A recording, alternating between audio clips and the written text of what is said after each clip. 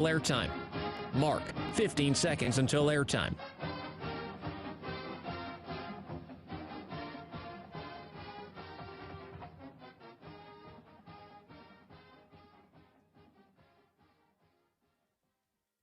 Oregon is going to the Final Four. The following is a Learfield presentation of the Oregon Sports Network. And Oregon is going to play in the national championship game. This is Duck Insider. We need to get community. We need this thing to be bigger than just our little circle of players and coaches. Are you kidding me?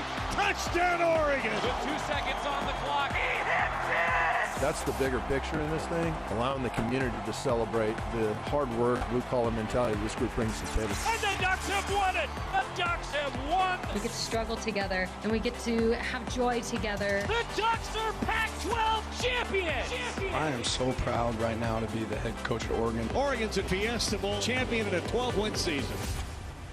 This is Duck Insider on the Oregon Sports Network from Learfield, presented by OnPoint Community Credit Union. People are the point. Now let's go live to the Country Financial Studio to talk Oregon Duck Athletics. We've got a lot to cover. A ton of Oregon sports beginning this weekend. Duck softball last night, lacrosse tonight, acrobatics and tumbling tomorrow. Men's golf is in action. Tons of firsts for Duck athletics this weekend. A nice win for Oregon men's basketball last night, an 85-80 victory. Yeah, Oregon led by as many as 20. Coach Altman said maybe they ran out of gas a little bit there down the stretch. But you know what? It's February. You're on the bubble. Just win. And I really think that tomorrow against Washington State is a bubble-bursting game for whoever loses. This is just me talking. I have not talked to the coaches about this. I haven't even really done a ton of homework about where the bubble sits today. I don't think Oregon can lose another game in February and feel good about it heading into the month of March, just based on the schedule and who the Ducks are playing. I also think that with Washington State as the opponent at 2 o'clock coming up on Saturday, 1:30 pregame across the Oregon Sports Network, Washington State's 8-4, so is Oregon. Cougs won last night against a Beaver squad that gave them a pretty good game, actually. Low-scoring physical affair, 64-58. Wazoo got the win. So the Ducks and the Cougs are tied for second in the standings, and Arizona held on against Utah. Triple overtime in Salt Lake City. How about that? And Arizona was able to move to 9-3. Ducks and Cougs are a game back of Arizona. Who knows? Maybe the Beavs will help the Ducks out. Probably not, but, maybe. We'll see. Arizona, though, a game ahead of Oregon.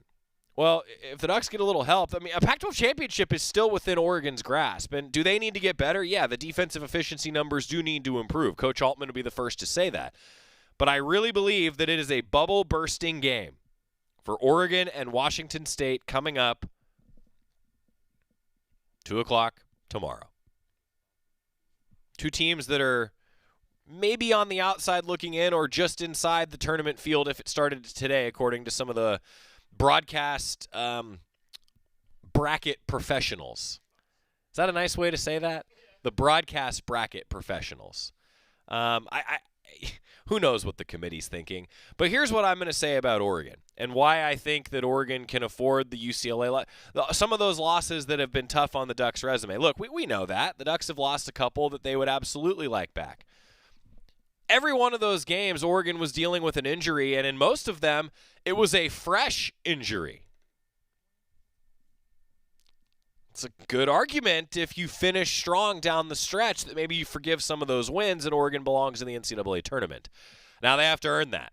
Washington State, it's a big one at Matthew Knight Arena. I tell you what, my counterpart at Washington State, Matt Chazanow, is saying the exact same thing. This is the biggest game of the year for the Cougs. This is the biggest game of the year for the Ducks. Not just because it's the next one, because I really think the two resumes are at stake for these two teams. So I hope to see you at Matthew Knight Arena. Now, last night, the 85-80 win, the Ducks closed making one of their last 11 field goals. They turned it over 6 crucial times, and even though they led by as many as 20, Washington made it interesting down the stretch. A little bit like the USC game, actually, 8 days ago. Ducks were close in that one, too. Look, you find a way to win. I think Coach Altman's proud of the Ducks for finding a way to win. We're going to hear from Coach Altman. Also in action tonight, Oregon women's basketball. The Ducks are in Boulder, 5:30 pregame with Chris Clayton, 6 o'clock the tip. We're going to hear from Coach Graves. and preview a number of other things, including signing day. There's an event on Monday. Get to hear a little bit from the offensive coordinator, Will Stein, in just a bit. Let's get to Coach Altman, though. Some of his thoughts after the win against Washington. Big basketball game at 2 o'clock on Saturday against Washington State. Coach Altman breaking things down post-game last night. Timeouts there in the last 10 minutes that just weren't getting. Yeah. I'm not sure. I can't call them. I'm screaming timeout. And Cario gets on the sideline 3 different times, and Jackson had 6 turnovers there, so obviously didn't handle it very well. I'm proud of the guys for winning the game. We had to find a way. But you can't make that many mistakes on February 8th. We give up 46 points in the second half. Not only did we turn it over, we didn't get back and put our defense together off those turnovers. I thought first half, we did a lot of good things. Offensively and defensively.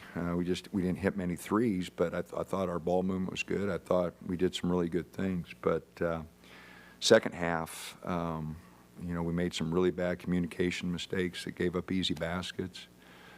And then the 6 turnovers. I think at the time we had 5 turnovers going into the last 8-9 minutes of the game, and turned it over 6 times there. And I got all 6 of them etched in my mind. So just like I said, on February 8th, you can't make that many mistakes. It's that simple. And we're fortunate we hit free throws down the stretch, and Jermaine and Dante, I think Jackson hit a couple. So, we did what we had to do to win the game, which is really important. But again, I've been harping on our mistakes that we're making too late in the season. Again, for February 8th, we should be able to handle the press a lot better than that. Fundamentally getting on the sidelines, Dante trying to handle it, just fundamental mistakes that a team with a coach shouldn't make. And like I said, with those 3 timeouts left, we kept telling them if you get in trouble, take one. And they were in trouble and didn't take them.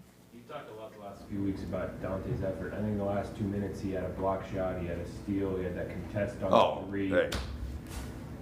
Other than stepping off at 23 there, when we had the 5-point lead late, not sure what he was thinking there. He knows better than that. But other than that, he did a lot of good things. He had a bad turnover. I don't know what he was trying to do there, magic Dante, but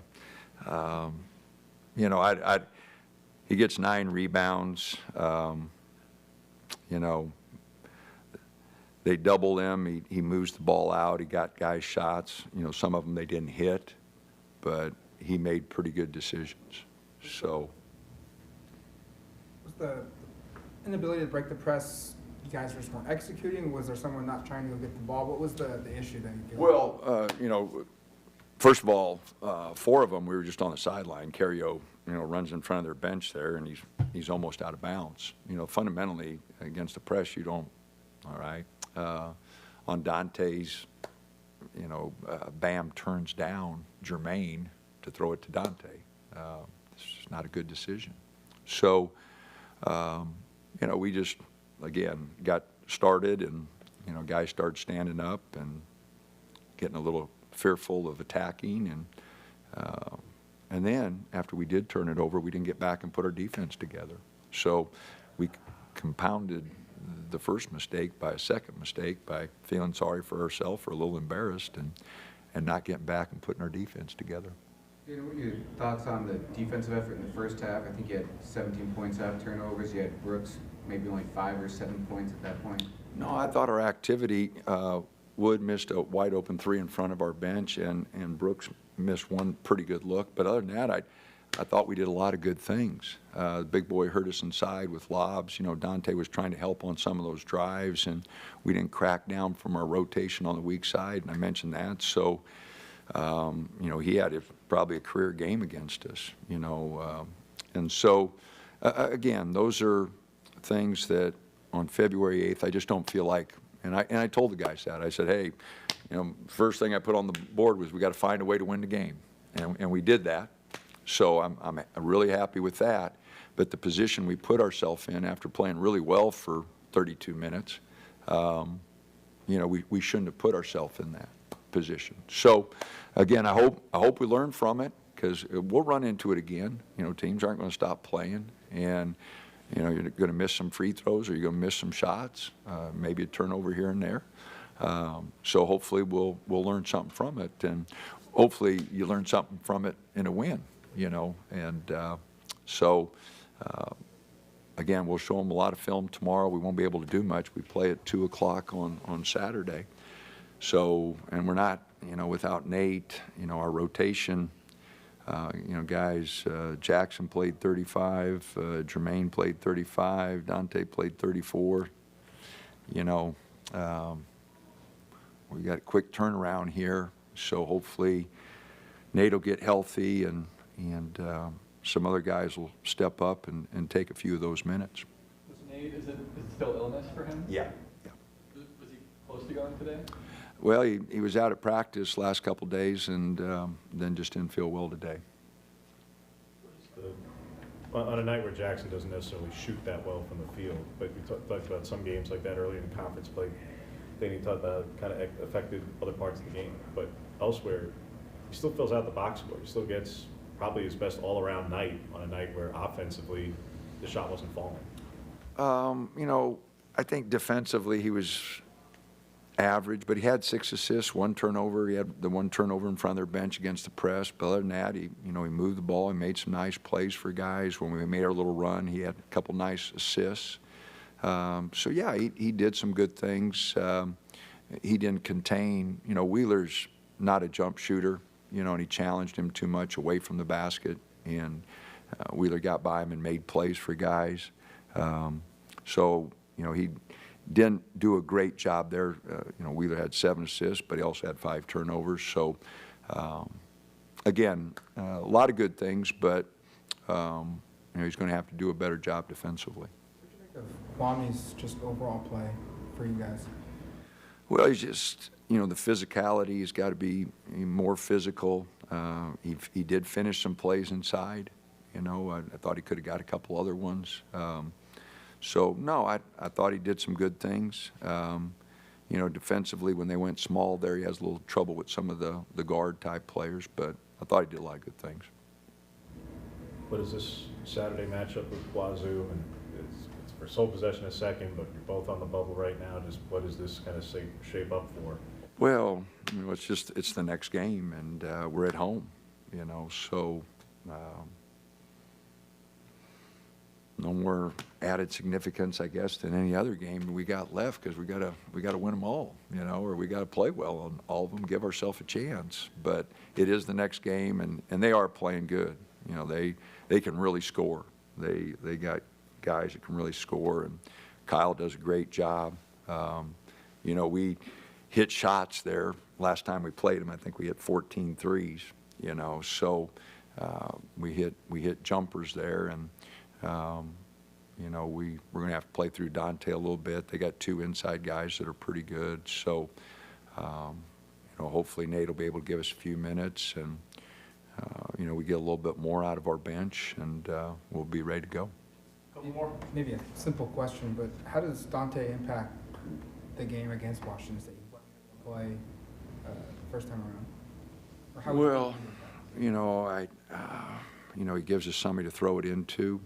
You know, defensively, you know, we jumped on them early, and so, you know, their leading scorer didn't have a great game, you know, so we got to do a good job on him again. He's really athletic and can really get to the rim. You know, like I said, I hope he gives us a presence in there and makes a few plays, but we're going to have to give him a few more blows than what we gave him tonight, and guys are going to have to pick it up. So, I mean, he drew 8 fouls. You know, Jermaine drew 8 fouls. You know, he gets banged around a lot. You know, so again, I really proud of the guys for finding a way to win. Disappointed that we put ourselves in that position, but hopefully we'll learn from it and get better, and just won't make as many mistakes as we're making now. What's the question?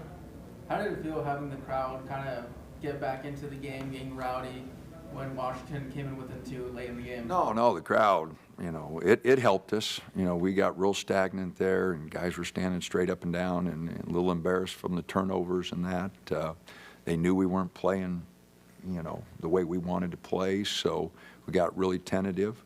But I thought the crowd helped us defensively on a couple plays, and the crowd was great. Students were great.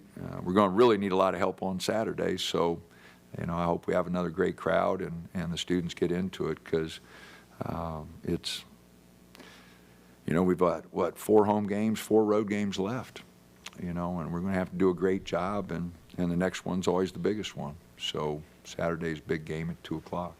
When Coach said that, the 4-4, I was like,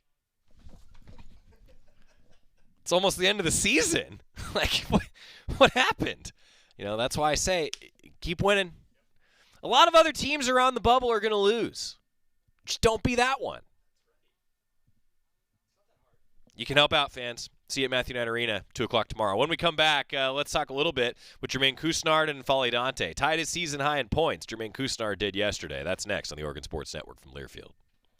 Dear winter, Toyota can't get enough of you, because Toyota's got 22 vehicles with available all-wheel drive and four-wheel drive, and that's more than any other auto brand. So you bring the action and we'll bring the traction. Always Toyota. Toyota, let's go places. Based on manufacturer's websites as of 11/21/23. As a local community credit union founded by teachers, OnPoint is committed to supporting the students and faculty at the University of Oregon. And on game day, we're right there with you, on the field, in the bleachers, and in the classrooms. Drop by our local branch today and discover the many ways OnPoint can help support your financial well-being. OnPoint Community Credit Union. People are the point. Federally insured by NCUA. Equal housing opportunity. Dear winter, Toyota can't get enough of you, because Toyota's got 22 vehicles with available all-wheel drive and four-wheel drive, and that's more than any other auto brand. So you bring the action and we'll bring the traction. Always Toyota. Toyota, let's go places. Based on manufacturer's websites as of 11/21/23. Don't go anywhere. Duck Insider continues after these messages on the Oregon Sports Network from Learfield. And here's Heather with the weather. Well, it's beautiful out there, sunny and 75, almost a little chilly in the shade. Now, let's get a read on the inside of your car. It is hot. You've only been parked a short time and it's already 99 degrees in there.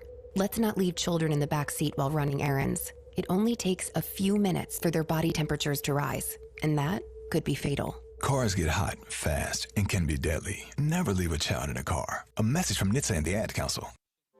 The possibility of lung cancer can be pretty scary, especially if you're one of approximately 8 million current or former smokers at high risk. That's why SaveByTheScan.org wants you to know that now there's a breakthrough low-dose CT scan that can detect lung cancer early, and it only takes 60 seconds. You stop smoking, now start screening. For an easy quiz to see if you're eligible, visit SaveByTheScan.org. It could save your life. SaveByTheScan.org is brought to you by the American Lung Association's Lung Force Initiative and the Ad Council.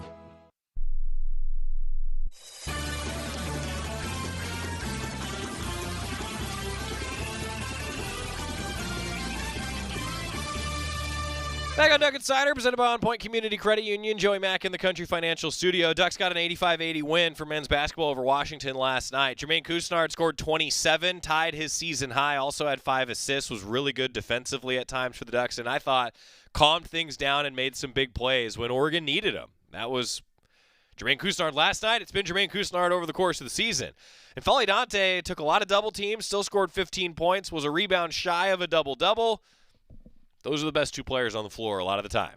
And not just for the Ducks. Those are the best 2 players on the floor in general, I think, at times this season. Maybe a lot of times this season. They met with the media last night. Jermaine Couisnard and Folly Dante talking about the win over Washington and the big game against Wazoo at 2 o'clock tomorrow at MKA. You guys both made clutch free throws late. You guys both had big steals, defensive plays in the last couple minutes. When things are kind of getting away from the whole team, as UW's closing the gap, is it hard in those moments to kind of summon the composure to kind of steel yourself and make big plays like that when everything's kind of going the wrong direction? Yeah, I feel like it's everybody's job. We're a team. I feel like everybody, that was a crunch time for us, anybody to make a play. And I feel like it just fell in our hands as us being the two leaders to make a play, something that we needed down the stretch. Right, you hadn't gotten to the line at that rate here in your 2 years here. You got there a lot, really carried this team down the stretch, 27 points, that ties it to the season high. It's most of that year.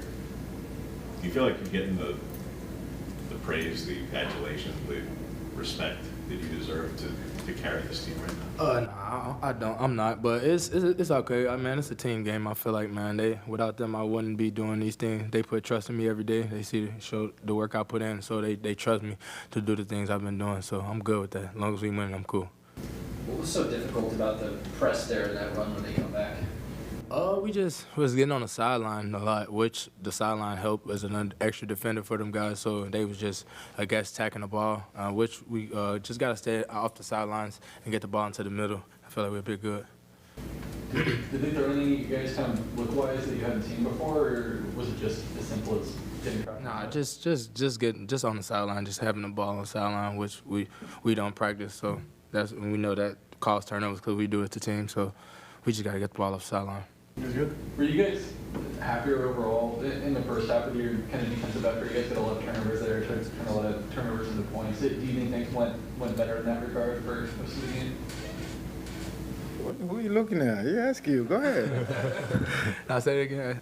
You guys' defense in the first half, you guys forced a lot of turnovers, turned those into a lot of points. Do you think your defensive overall effort was better than it has been lately? Nah, I feel like it kind of slipped during the LA schools, but I feel like that's our strength of just getting a lot of deflections and making teams turn the ball over. And I feel like that just gives us the ability to run and just play our game. So that's something we got to take heed of and just keep doing to get where we want to go. This game against us, you guys not only for second in the conference, but also you guys are on the bubble. What does it feel like going into this game? Does it feel bigger than most games you've had this year so far? Every single game is important, so our mindset is just come out, play defense, and then play our game, especially at home. So we got to take care of business home. How do you want to keep working on your chemistry and building your chemistry with Shellstat kind of on the offensive? Oh man, he's an aggressive and talented player. I just tell him like it's shot like he just got to slow down a couple things, and he tell me the same thing. Just I put a lot of trust in him, and just he a young guy, but even though I see like the work he put in, so he's deserved it. So I just put a lot of confidence in him, and just let him know that we're here for him. Dante, how have you kind of adjusted to just the consistent double teams? I think tonight sometimes they even sent 3 guys at you at one time. Just how have you kind of handled that? I mean, I guess you gotta make them pay for it, you know. I know my teammate, everybody in the court can shoot, so when they decide to double team or send 3 people, great. We're gonna get a great 3. So it doesn't bother me no more as long as we're winning and then hitting shot, we get. Was there ever a time where you weren't used to that much attention and that much pressure on the ball? Tonight game? No, just in your career. Oh, he been like that since high school. So since high school, he's been like that. So I got used to it a little bit. Dana said the crowd helped you guys out there in the last couple minutes defensively. You guys agreed, with that? Yeah. Yeah, I feel like they got after him just being as loud as they can, and just for us to give us courage, because we let it slip a little bit. We wasn't getting stopped. We was letting them get easy kind of baskets. That's how they scored 80 points. They was like 40 points in the second half or whatever they scored, and I feel like they did a good job just helping us gain our confidence back and trying to get stops down the stretch. I got a little message for them. Thank you guys for coming, and then I hope I see y'all Saturday. We're gonna do better as a team. Dante is an Oregon treasure. An Oregon treasure in Folly Dante. I mean, how do you not root for that guy, especially after that? Just, it just is like some Oregon nostalgia when nostalgia might not even be the right word. Like, help me. Joe's here. Scott's here. What's the word I'm looking for? Like, there's something heartwarming when he's just like, as a team, we will do better. Thank you for coming. Like, it's like endearing. It's a warm hug. Joe said it's like a warm hug. It is like isn't it? Like, that's how I feel right now. Yeah, great stuff from Jermaine Cousinard and Folly Dante. 2 o'clock for Oregon men's basketball coming up. All right, softball last night. The Ducks fell behind in the early innings, made a big comeback against Indiana, but fell 7-5. They're in action again today. If you're live with us in the 1 o'clock hour, the Ducks will be taking on Kansas in Clearwater, and then Oregon, as part of the doubleheader today, will take on Liberty. 2 pretty good programs. Knight Ureski's got the call on KWVA, the student radio station here at the University of Oregon, and those 2 games are televised via the Game Changer app. More details on the Oregon softball schedule, goducks.com. Lacrosse in action tonight. The Jess Drummond era as a head coach, former student athlete, begins this evening at 5 o'clock at Pape Field. Hope to see you there. Duck lacrosse against Youngstown State. Best of luck to Jess Drummond, night 1 as the head coach. I asked her if there were any nerves. She said, I'm just kind of anxious for game time. It's game day now. She's down the hall. She might have just heard me yell that. I'm kind of waiting for her to just like bust open that door. She didn't do it. Okay. She might already be at Pape Field. Women's basketball in action tonight. We're going to hear from the head coach, Kelly Graves, right after this. Stick with us. It's Duck Insider. It's a Friday on the Oregon Sports Network from Learfield. Hey Duck fans, we're all about protecting our home turf here in Eugene. You should do the same for your home with Country Financial Insurance. Most home insurance doesn't account for inflation, but with Country Financial, yours can. If something happens to your home, make sure you can rebuild the same house in the same place. Call a local representative or 866-COUNTRY and get a solid defense for your home. Home insurance policies issued by Country Mutual Insurance Company, Country Casualty Insurance Company, or Country Preferred Insurance Company, Bloomington, Illinois. Property must meet age and condition requirements, which vary by state. At Shadow Hills Country Club, we're more than just an award-winning golf course and practice facility. Our events team offers all-inclusive event pricing that allows us to take care of all the details while you enjoy your event. Our indoor and outdoor venues offer you a wide variety of fully staffed options that put the focus on you. From weddings to business and social events, at Shadow Hills Country Club Events Center, you get the benefits of a resort atmosphere and amenities in a peaceful country setting, just minutes from downtown Eugene. Call for a tour today or visit shadowhillsevents.com. Duck Insider continues after this timeout on the Oregon Sports Network from Learfield. Into the building for the first time after the shooting. It was crippling, but it had to be preserved. In response to the Pulse nightclub shooting that affected the LGBTQ community, Barbara Poma, owner of Pulse, founded the One Pulse Foundation to honor Pulse victims and survivors. If you're an ally of this community, speak out. There are more of us together than apart. It is the power of love in its rawest form. Join the fight for LGBTQ acceptance. Learn how at lovehasnolabels.com. Brought to you by Love Has No Labels and the Ad Council. The impact of a meal goes well beyond feeding our bodies, because feeling full can sound like this. How did the interview go? I did it! I got the job! I can't believe it! And like this. Mom, I got first place at the science fair with my volcano project. That's amazing, sweetie. Congratulations. Because when people are fed, futures are nourished, and everyone deserves to live a full life. Join the movement to end hunger at feedingamerica.org/actnow. Brought to you by Feeding America and the Ad Council.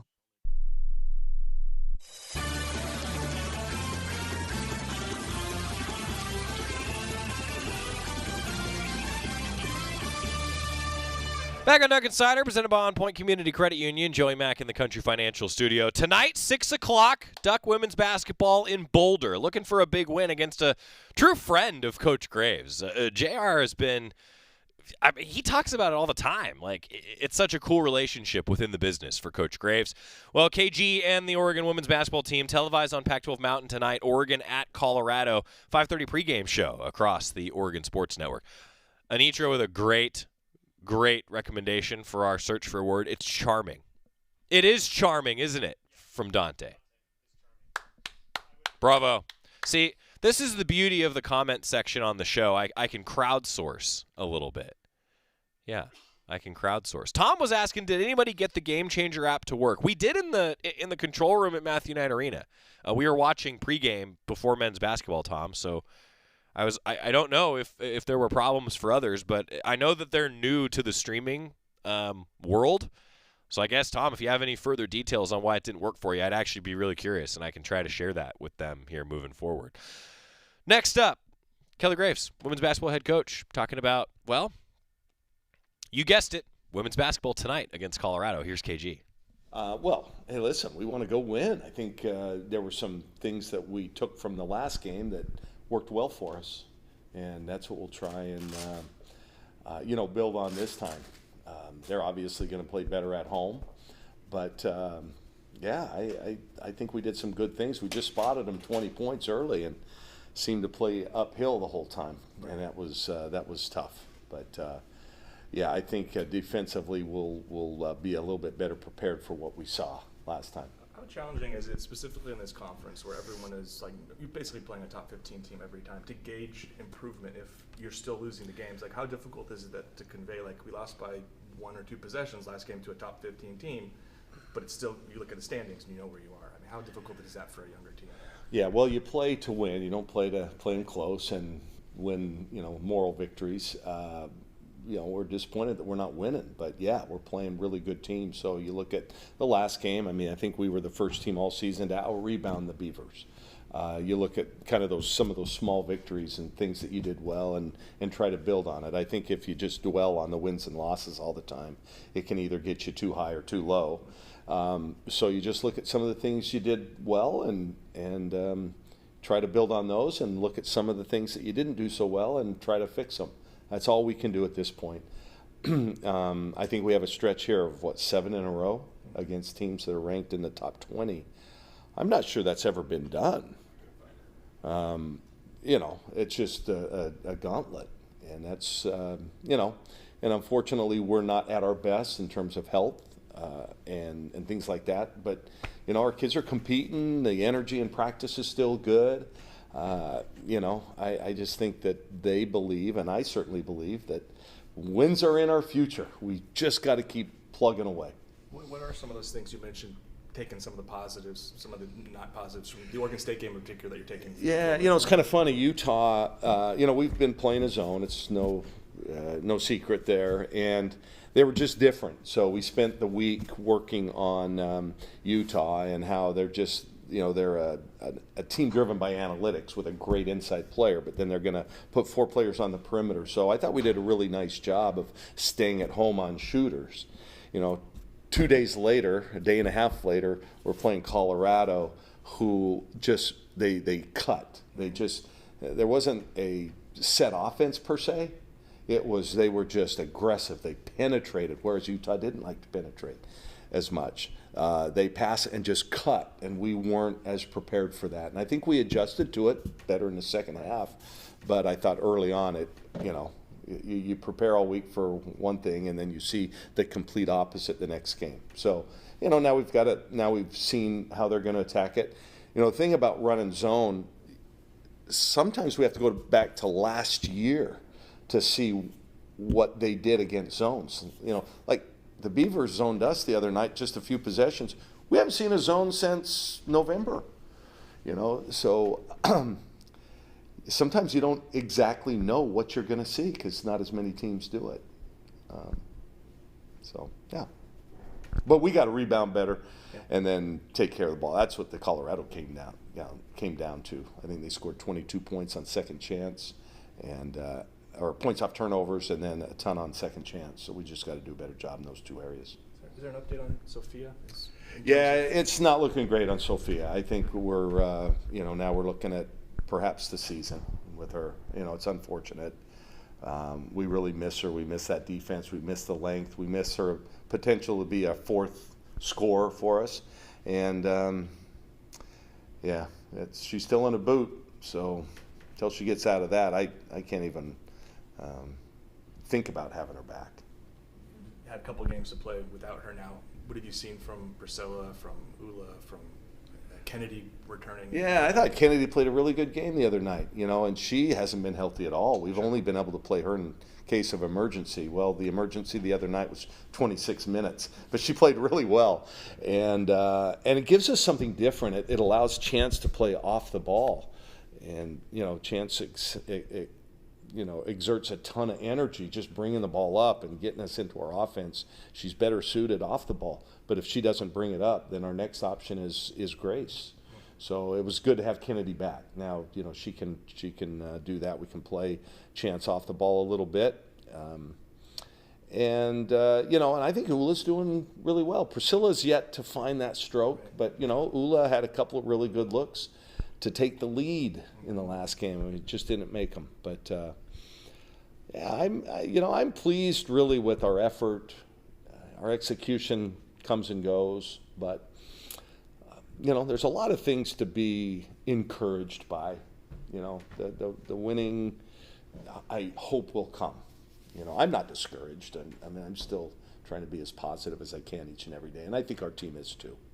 Heading in just to the second round of Pac-12 play now, as a coach, just what excites you about that opportunity? The opportunity to adjust to how they played us the first time. We have, I think, some winnable games down the stretch here. I really, truly do. And we're playing some opponents that we're close to in the standings, so we can, move up in the standings with a couple of wins here or there. So that excites me. I actually, you can look at the competition in a good way or a bad way. I actually think it's an opportunity. I mean, why not? We got nothing to lose this weekend. So, and we're certainly capable of winning those games. So, some people can go, oh, wow, it's really stacked against you. But I look at it as an opportunity. And I still think a few good wins against these teams that are ranked and then beat some of the teams that we're kind of competing with in the standings, I think we still got a shot at an at-large. I mean, I know it sounds weird, but, man, a few wins, our net is in a position where a couple of those really good quality wins, we jump into the bubble. So I know it's a long shot, but is that something that a conversation that you're having with the team? Is that absolutely not? Them? No? Absolutely not. I don't know if you want to think too much big picture. We do that as coaches, but our team's just got to be concerned with Colorado. That's it. You've said this is a team that will be able to beat anybody if it works really hard. Is there any excitement in the we're right there, a couple shots go in and we can beat a top 20 team, or for a younger team like this, does it get frustrating to get that close and still fall short? Both. I think a little of both. It is frustrating, but at the same time, there were things that, hey, yeah, we're not far away. We just don't have a huge margin for error. We have to have Philly and Grace and Chance playing well, and they have pretty consistently. We could be more efficient, but I think those three have really had nice seasons. We just have really struggled with that fourth score, especially. I think defensively, we've played well enough most nights to win or compete to win. It's been the offense where we've really struggled, and we're shooting fewer threes, but making a higher percentage recently. Rebounding is coming and going, but for the most part, it's been pretty solid. The turnover is still an issue against teams that put pressure on us, and we're going to see a few of those teams in the next couple of weeks. So, you know what? Good things are going to happen this weekend. I anticipate that we're going to go over and play well. Speaking of Philly, just she looked a little bit in pain on the last game. Just how is she feeling heading into this game? How is her body kind of holding up? Okay, well, you know something I don't. Well, that's good. Maybe she's just getting old. She's our oldest player, That's that I don't too. think, I don't think she's injured. I didn't really see her Monday. We played Sunday, and then Mondays she's doing her student teaching, I think, which would be a great story for you guys. She's in the classroom with these little kids, and it's probably amazing to see someone her height in elementary school. But she on Monday, so she does not practice on Mondays. Tuesday's our day off. Today was the first day we get together and kind of go full contact, and she was able to do everything. So my sense is she's okay. But if you know something I don't. That's good. She just maybe is working hard. Well, she is working hard, and God bless her. I mean, she never sees a single coverage. She's getting doubled and sometimes tripled every time she touches it. So that she is option one in another team scout. That's what they look at. How can we solve the Philly riddle? And so they're sending help, and God bless her. That's not easy. If you've been double teamed, any of you have been double teamed or triple teamed in hoops, it can be tough. Every time I touch the ball, Coach. I was going to say, back in the day, I hated the triangle and two on me, three on the rest. But they, she's passing well out of it. She's making good decisions. She's finishing better. And my goodness, she's been a terror on the boards. Yeah, I think she's fine. I was going to ask one last question, was just on her confidence. I know team results regardless, facing players that are going to be big-time WNBA draft picks, and she's going out there and putting up good numbers and competing and winning some of those battles. So how has that helped her? Yeah, it's amazing. Look at the centers in this league that she's had to play, from Lauren Betts at UCLA to Rhea Marshall. You're talking 2 All-Americans there. Peely, Regan Beers. I'm going to forget a lot of them. Cameron Brink. Pretty good. I forgot Cameron Brink. Just on and on and on, and she's more than holding her own. She's outplaying some of those, and what a testament to a young lady that's really only played 4 years of organized basketball. And I'm just happy for her. She's putting her, she's getting her name out there into league discussion beyond Oregon. So pretty cool. And she's got a great attitude, you guys, and she's playing extended minutes without, she's able to stay in and still play at a high level for 8, 9, sometimes 10 minutes at a time. So good on her. I know the shooting numbers is something that you wanted to improve. How did you feel like they were against Oregon State, and what have you maybe been doing in practice to kind of get some of those numbers up? You just, you shoot and you shoot and you shoot and you do those things, at game speed in practice as much as you can. And, and then in the game, you just got to execute and get the best shots you can. Our issue most of the year has been we're just not getting downhill enough. We're not getting into the paint out of our pick and roll. We're not starting the dominoes, where somebody's got to help, then you kick it to them, then somebody helps them, and then ultimately you find an open shooter. We're just not getting some of those easy looks. A lot of the looks we get are really difficult. That's why our efficiency numbers are where they are, field goal percentages as well. So we just got to keep working at it. We are who we are. We're not going to have nobody sitting out waiting to come in. So we just got to keep getting better, and we see signs here and there. Just haven't put it together for 40 minutes yet. I still feel like they're going to have one of those games where the big three and the supporting cast put it together, and they're going to knock somebody off. The rotation, though, I tell you, men's basketball has gone through it. I've traveled with them. I've seen how hard it is with a short rotation. Women's basketball is kind of dealing with the same stuff, right? They've had so many injuries, ins and outs, and the unfortunate update there about Sophia Bell, but fortunately, Kennedy Williams has been back. It's just wild to see those injuries. It's really unfortunate. Women's basketball in action tonight, 6 o'clock against Colorado. When we come back, you're going to hear a little bit from Coach Stein. National Signing Day special was on Wednesday. We've tried to sprinkle it in throughout the rest of this week, celebrating Oregon football. Going to talk with the offensive coordinator next on the Oregon Sports Network from Learfield. Dear winter, Toyota can't get enough of you, because Toyota's got 22 vehicles with available all-wheel drive and four-wheel drive, and that's more than any other auto brand. So you bring the action and we'll bring the traction. Always Toyota. Toyota, let's go places. Based on manufacturer's websites as of 11/21/23. As a local community credit union founded by teachers, OnPoint is committed to supporting the students and faculty at the University of Oregon. And on game day, we're right there with you, on the field, in the bleachers, and in the classrooms. Drop by our local branch today and discover the many ways OnPoint can help support your financial well-being. OnPoint Community Credit Union. People are the point. Federally insured by NCUA. Equal housing opportunity. Dear winter, Toyota can't get enough of you, because Toyota's got 22 vehicles with available all-wheel drive and four-wheel drive, and that's more than any other auto brand. So you bring the action and we'll bring the traction. Always Toyota. Toyota, let's go places. Based on manufacturer's websites as of 11/21/23.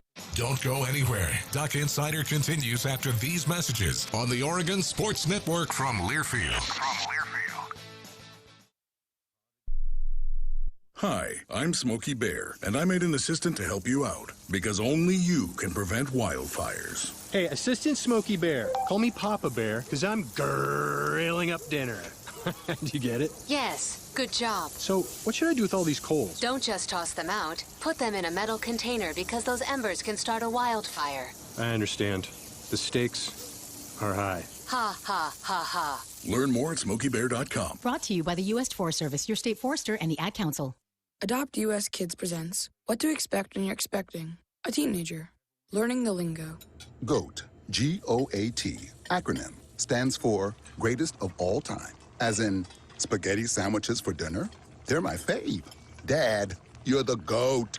You don't have to speak teen to be a perfect parent. Thousands of teens in foster care will love you just the same. Visit adoptuskids.org. Brought to you by the U.S. Department of Health and Human Services, Adopt U.S. Kids, and the Ad Council.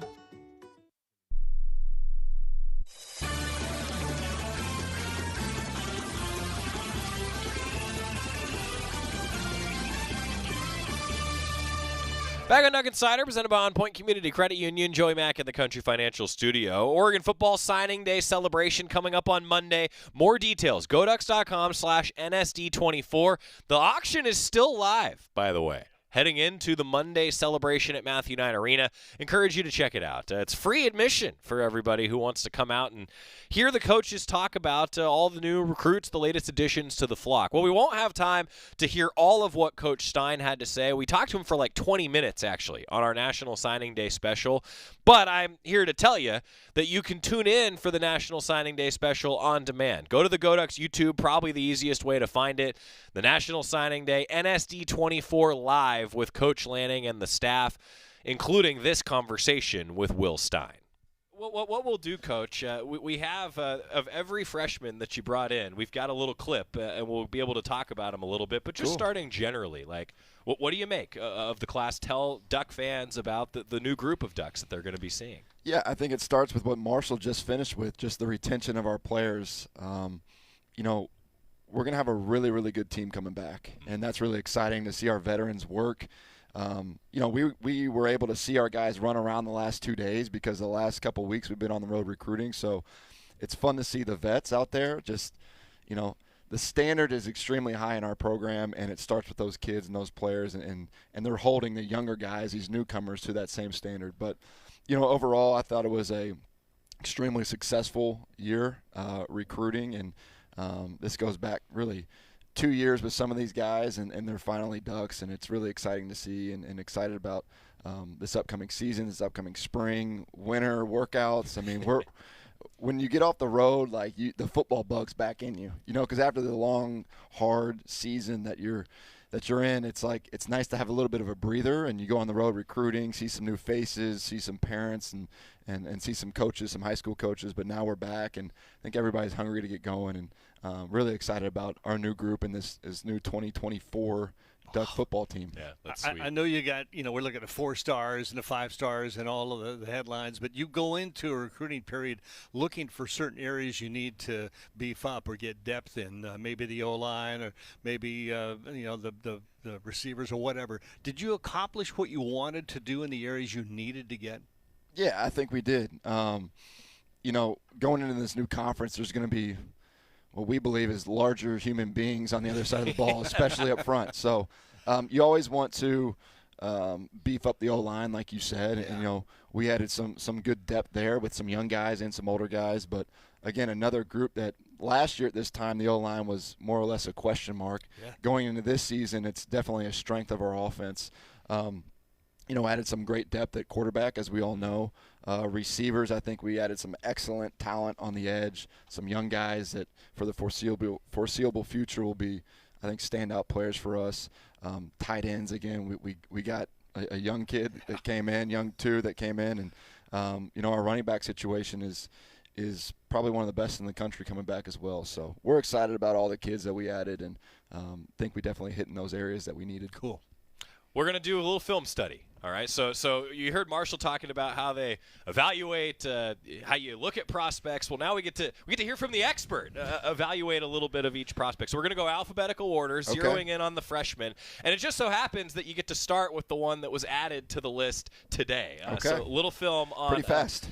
Gatlin Bear, a wide receiver coming in for the Ducks, and get a little film study with Coach Stein. Yeah, what do you think? And if you watch some of these clips, a lot of times he's double, triple team. This kid runs sub 10-1 in the 100-meter. He's not only is he super fast, but when you watch his tape, he's a football player. You know, that's one thing when I first watched him, I was like, okay, I know he's a track star, but how does that translate to the football field?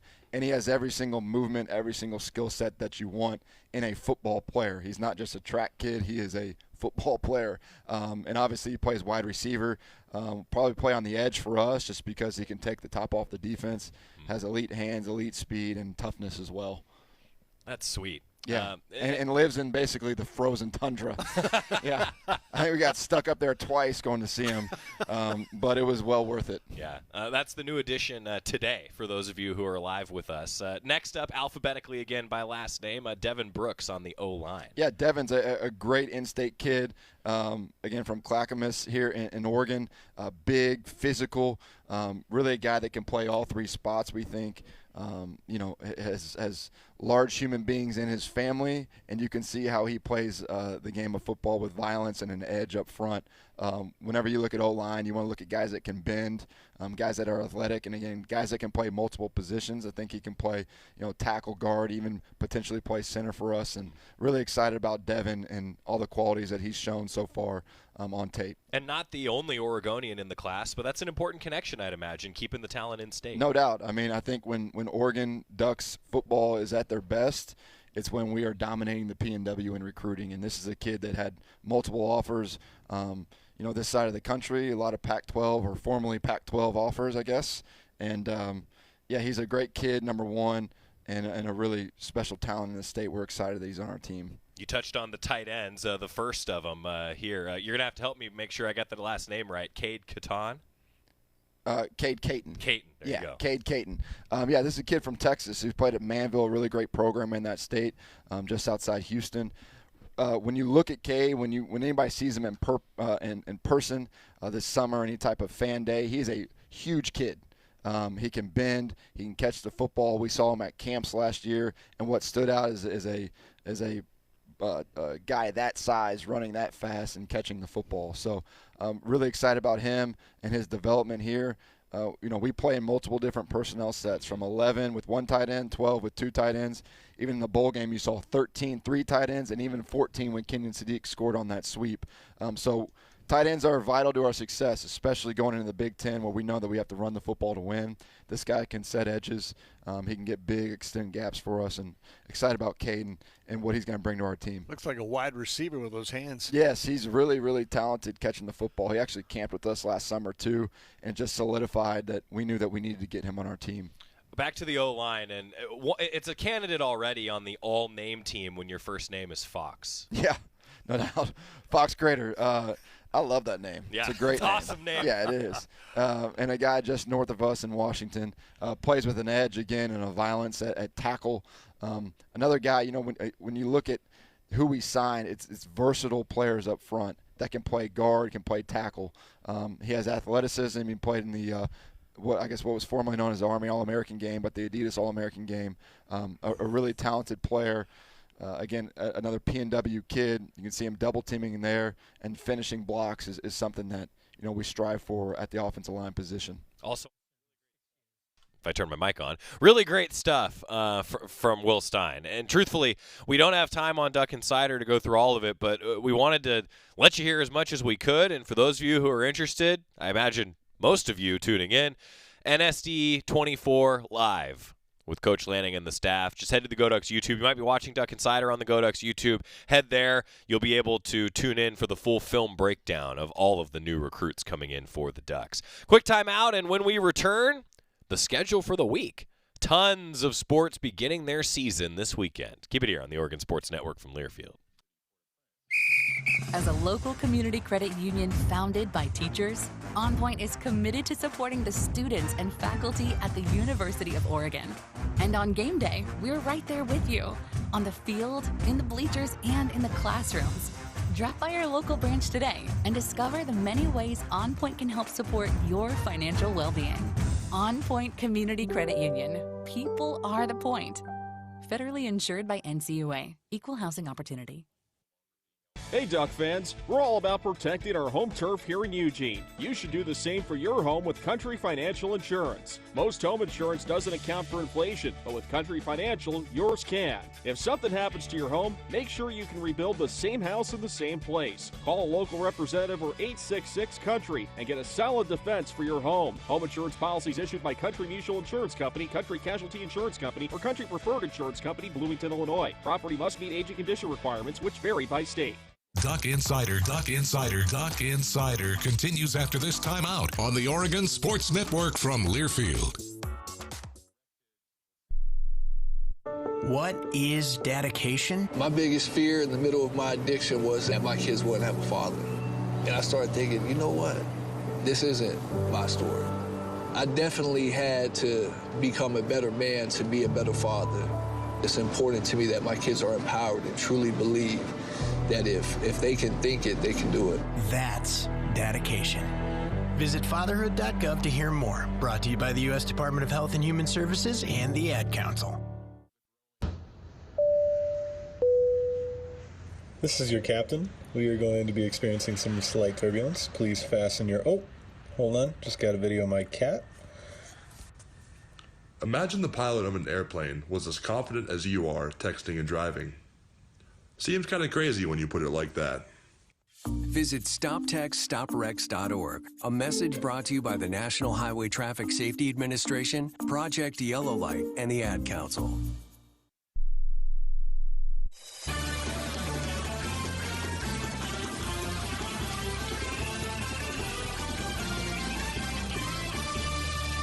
Back on Duck Insider, presented by OnPoint Community Credit Union. I'm Joey Mack in the Country Financial Studio. Well, last night, Duck Baseball practiced. Opening day is a week away. How about that? And they're not the only ones that are coming up on opening day. We've got Oregon lacrosse opening up the season this evening at 5 o'clock. Best of luck to Jess Drummond in her first game as the head coach of her alma mater. Also, Oregon softball's in action in Clearwater, Florida today, a doubleheader starting at 2 o'clock. If you're live with us in the 1 o'clock hour, Knight Ureski's going to have the call on KWVA, the student radio station, 88.1 FM, kwvaradio.org. You can tune in on the Game Changer app as well. Duck softball dropped their opener to Indiana yesterday, so hoping to bounce back.